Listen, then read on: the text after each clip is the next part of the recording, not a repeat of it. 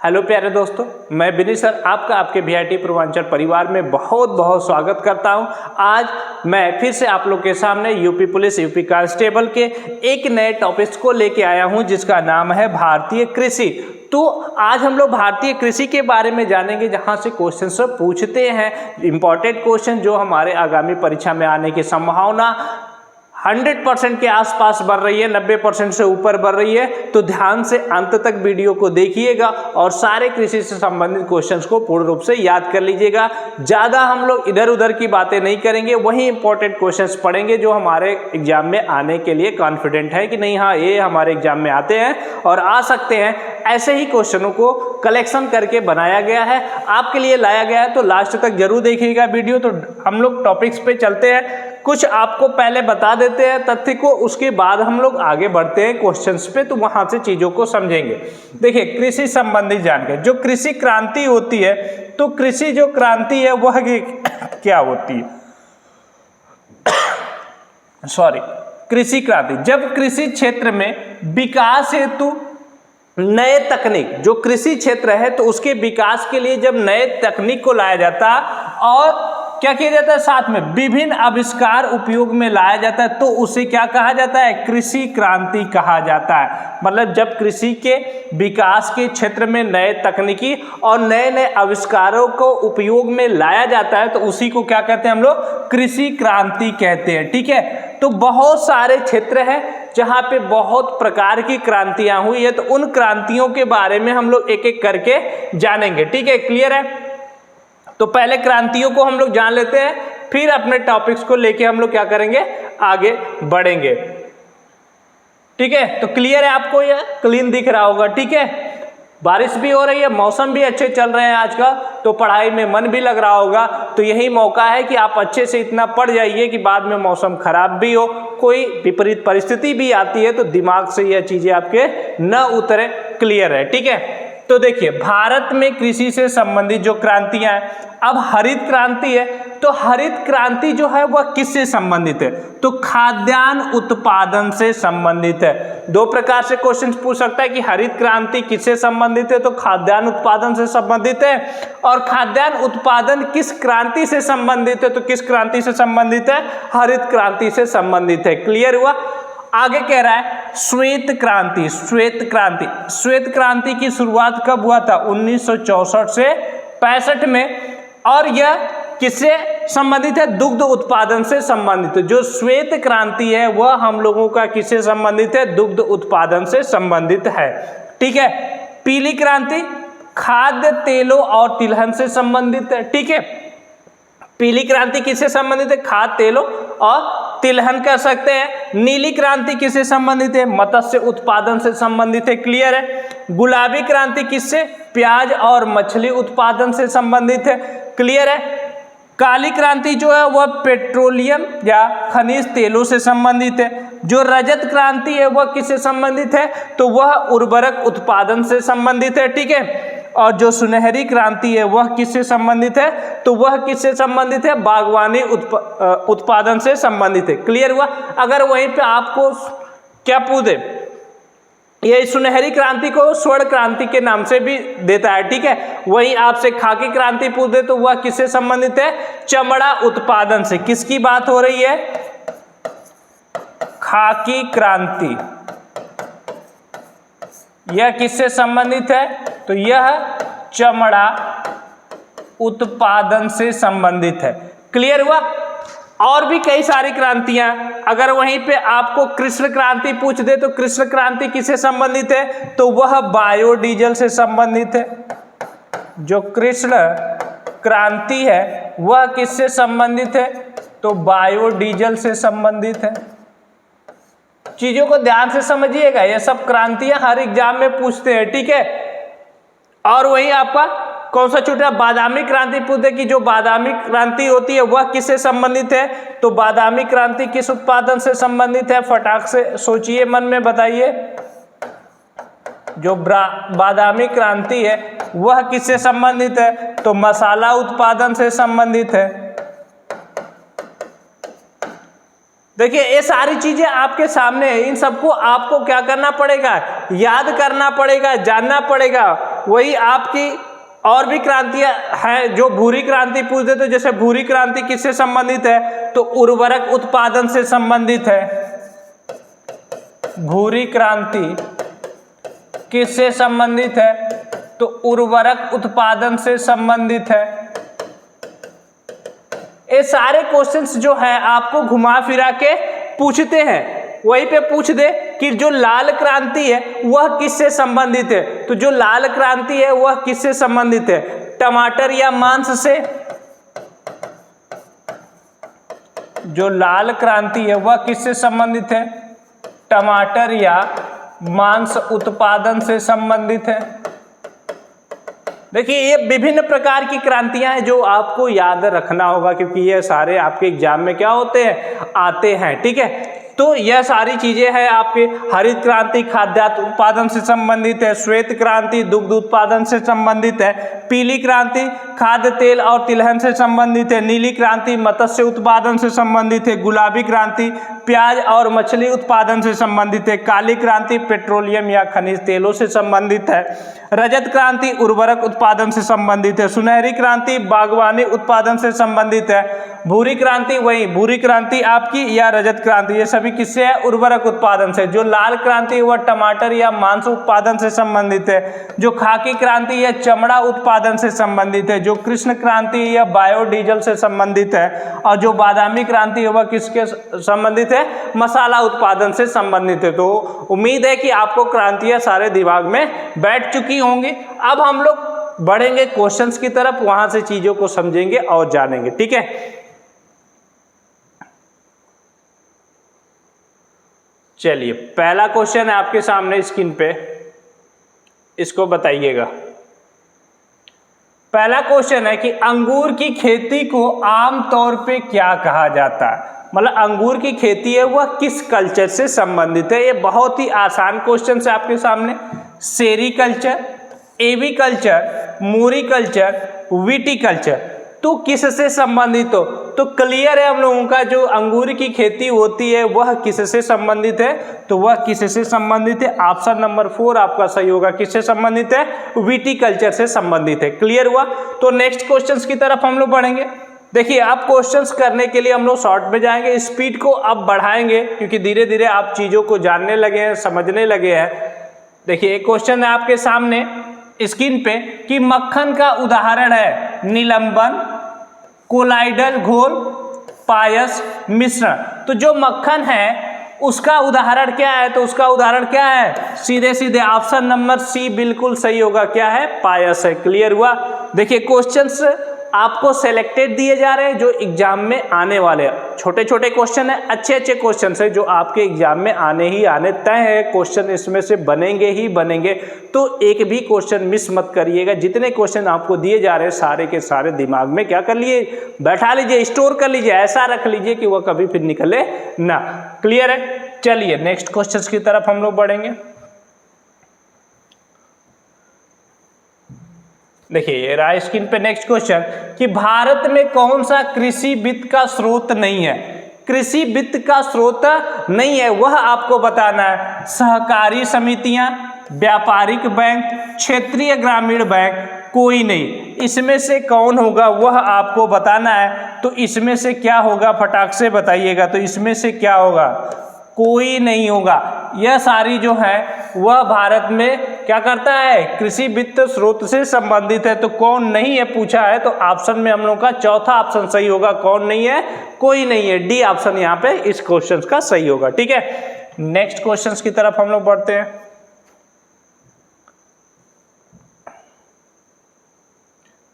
देखिए next question जो है, निम्न में से कौन सा कृषि में उत्पादकता बढ़ाने का रास्ता है। कृषि में क्या कह रहा है, उत्पादकता बढ़ाने का रास्ता पूछ रहा है। पहला कुशल सिंचाई, दूसरा कीटनाशकों का प्रयोग, तीसरा उर्वरकों का प्रयोग और चौथा कोई नहीं। तो इसमें कौन सा ऑप्शन सही होगा कि कृषि उत्पादन बढ़ाने का रास्ता क्या है, किसका प्रयोग किया जाए, उर्वरकों का प्रयोग किया जाए, जिससे कृषि के उत्पादन में क्या होगा, वृद्धि होगी। लेकिन लगातार ज्यादा उर्वरकों का प्रयोग करने से क्या हो रहा है, हम लोगों की फसल की जो पैदावार होती है वह क्या हो रही है, कम होती जा रही है। ठीक है, तो उर्वरक का आपको उचित मात्रा में कहाँ प्रयोग करना है, यह सब मापक के हिसाब से करना चाहिए।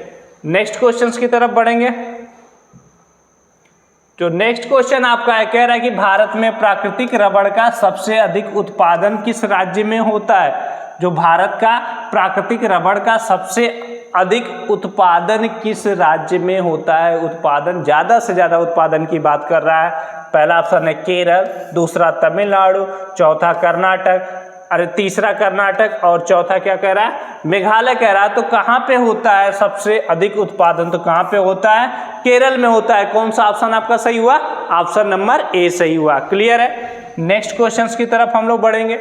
देखिए छोटे छोटे क्वेश्चन है, जल्दी जल्दी करके हम लोग चल रहे हैं ताकि आपको कम समय में पेपर में एग्जाम देने और ज़्यादा से ज़्यादा क्वेश्चंस को अटेम्प्ट करने हैं, तो उसको आप ध्यान दीजिएगा। ठीक है, भारतीय अर्थव्यवस्था में कृषि का योगदान बढ़ रहा है, घट रहा है, स्थिर है, कोई नहीं है। जो भारतीय अर्थव्यवस्था है उसमें कृषि का योगदान क्या कर रहा है, लगातार आए दिन लोग क्या करना चाह रहे हैं, खेती नहीं करना चाह रहे, बिल्डिंग बना रहे हैं, घर बना रहे हैं। तो उन सारे निर्माण की वजह से जो खेती की भूमि है वह धीरे धीरे क्या हो रही है, नष्ट होती जा रही है और लोगों का खेती में मन भी नहीं लग रहा है। तो भारतीय अर्थव्यवस्था में जो कृषि का योगदान था वह क्या हो रहा है, ऑप्शन नंबर बी, घट रहा है। ठीक है, नेक्स्ट क्वेश्चन की तरफ।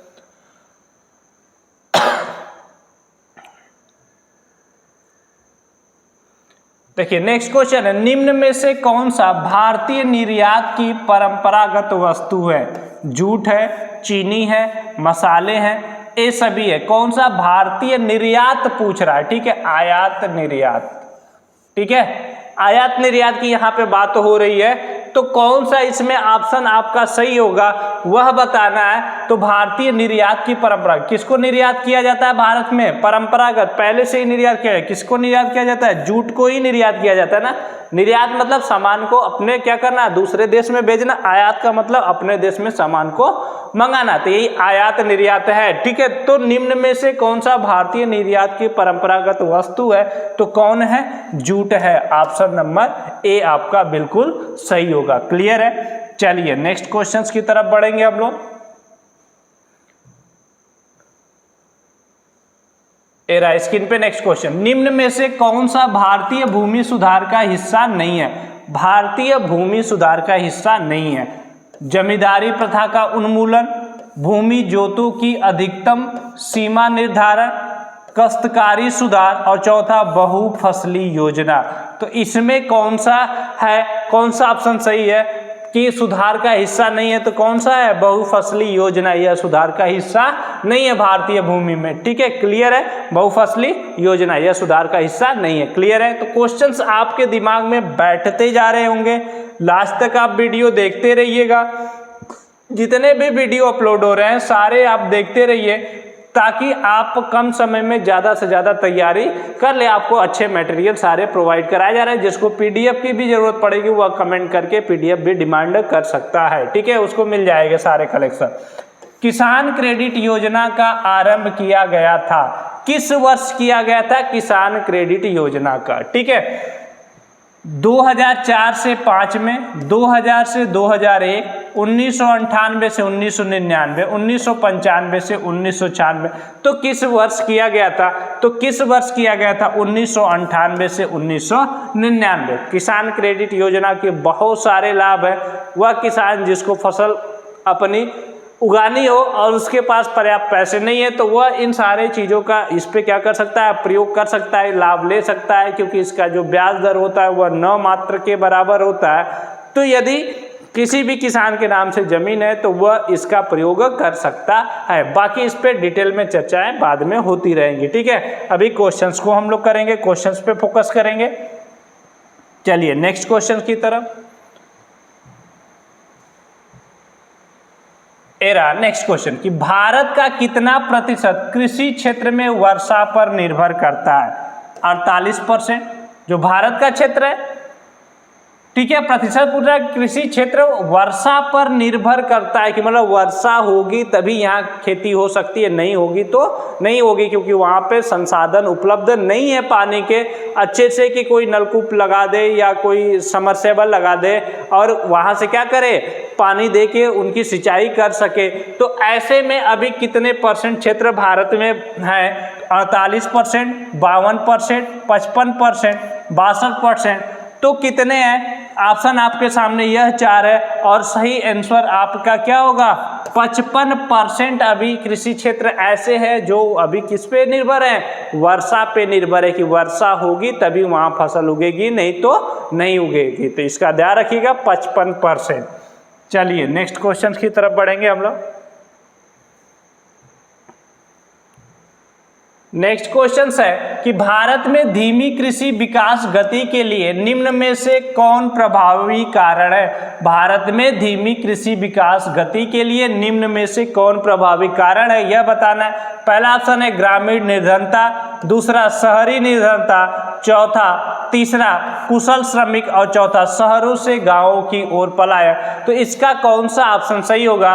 तो इसका ऑप्शन क्या सही है? ग्रामीण निर्धनता की भारत में धीमी कृषि विकास गति के लिए निम्न में से कौन प्रभावी कारण है? ग्रामीण निर्धनता। ग्रामीण लोगों के पास पर्याप्त उतना धन नहीं है कि वह अच्छी किस्म की फसलों का प्रयोग कर सके, क्योंकि फसल जो है वह महंगा मिलेंगे, जो बीज है महंगा मिलेंगे और जो उर्वरक है, जो खाद है वह भी महंगा मिलते हैं। तो वही समस्या क्रिएट करती है यहाँ पे, जिससे किसानों को क्या होती है? दिक्कतें आती हैं। ठीक है, तो ग्रामीण निर्धनता है जो भारत में कृषि विकास की गति को क्या कर रहा है? धीमा कर रहा है। ठीक है, नेक्स्ट क्वेश्चन की तरफ हम लोग बढ़ेंगे। देखिए नेक्स्ट क्वेश्चन है कि विश्व में हरित क्रांति के जनक कौन है? नॉर्मन बोरला, एम ग्रीव, विलियम ग्रांट, MS स्वामीनाथन। तो कौन है वह आपको बताना है। तो कौन है? नॉर्मन बोरलाग है विश्व में हरित क्रांति के जनक। वही भारत में पूछ दे कि भारत में हरित क्रांति के जनक कौन है, तो कौन है? MS स्वामीनाथन। यह कौन है? भारत में हरित क्रांति के जनक माने जाते हैं। क्लियर हुआ? तो यहां से 2 क्वेश्चंस आपको मिलते हैं। ठीक है, नेक्स्ट क्वेश्चंस की तरफ हम लोग बढ़ेंगे।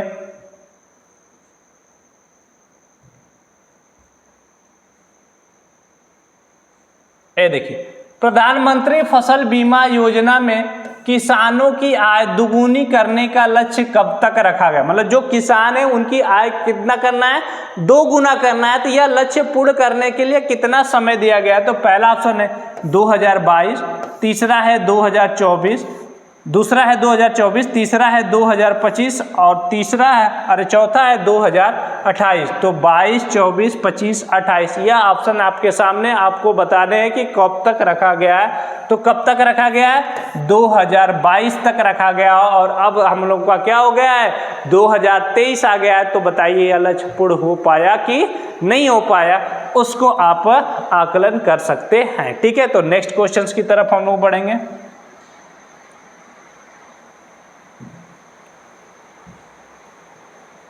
देखिए नेक्स्ट क्वेश्चन है कि राष्ट्रीय किसान आयोग का गठन सर्वप्रथम किस वर्ष में किया गया था? जो राष्ट्रीय किसान आयोग का गठन सर्वप्रथम किस वर्ष में किया गया था? 2002 में, 2003, 2004, 2005 किस वर्ष में किया गया था वह आपको बताना है। तो किस वर्ष में किया गया था? 2004 में। राष्ट्रीय किसान आयोग का गठन सर्वप्रथम 2004 में किया गया था। ठीक है, नेक्स्ट क्वेश्चन की तरफ हम लोग बढ़ते हैं और ये इस क्लास का लास्ट क्वेश्चन है आज का। तो इसको ध्यान से देखिएगा और बताइएगा कि इसका सही जवाब क्या होगा कि निम्न में से वह कौन सा राज्य है जहां गेहूं की खेती नहीं होती है? निम्न में से वह कौन सा राज्य है जहां पर गेहूं की खेती नहीं होती है? ऑप्शन है कर्नाटक, दूसरा महाराष्ट्र, तीसरा पश्चिम बंगाल और चौथा क्या है? तमिलनाडु है। आपको राज्य बताना है जहां गेहूं की खेती नहीं होती है। तो कहां पे गेहूं की खेती नहीं होती है? ऑप्शन नंबर 4 आपका बिल्कुल करेक्ट है, तमिलनाडु। तो उम्मीद है कि आज की क्लास आपको परफेक्ट लगी होगी। ठीक है, आपको कृषि से संबंधित ये सारे जो क्वेश्चंस हैं वह आपके दिमाग में बैठ गए होंगे। आपने वीडियो को लास्ट तक देखा होगा, प्रयास किया होगा, और वीडियो को आप लोग ज़्यादा से ज़्यादा शेयर भी करिए, क्योंकि यूपी पुलिस का वैकेंसी आने वाला है, तो उसमें ज़्यादा से ज़्यादा छात्र जुड़ सकें, हमसे ऑफलाइन हो या ऑनलाइन हो। अभी आपका ऑफलाइन भी क्लास 9 बजे से फिलहाल स्टार्ट हो चुका है, और कुछ दिन के बाद लगातार जब बैचें चलने लगेगी तो उसको सुबह 8 बजे से कर दिया जाएगा। तो आप लोग निरंतर लगातार बने रहिए, ठीक है, ताकि आपको ज़्यादा से ज़्यादा मटेरियल्स मिल सकें। तो आपको हर सुविधा यहाँ पे देने का प्रयास किया जा रहा है। आप लाइब्रेरी में बैठ के पढ़ना चाहते हैं, क्लास करिए, लाइब्रेरी में जाके पढ़िए, हर फैसिलिटी आपको दी जा रही है। तो कहीं से आपको चूकना नहीं है, निरंतर प्रयास करना है, वर्दी लेके रहना है, वर्दी बिना नहीं रहना है, ठीक है। तो उसका प्रयास कर रहे हैं, तो वर्दी मुझे चाहिए, वर्दी बिना नहीं रहना है, दिन रात एक कर दीजिए, क्योंकि वर्दी हाथ से छूटी तो फिर कब आएगी गारंटी नहीं है। तो आपने सारे टॉपिक्स को पढ़ा, तो आज की क्लास को यहीं समाप्त किया जा रहा है। फिर मिलते हैं हम लोग नेक्स्ट क्लास में। बहुत बहुत धन्यवाद।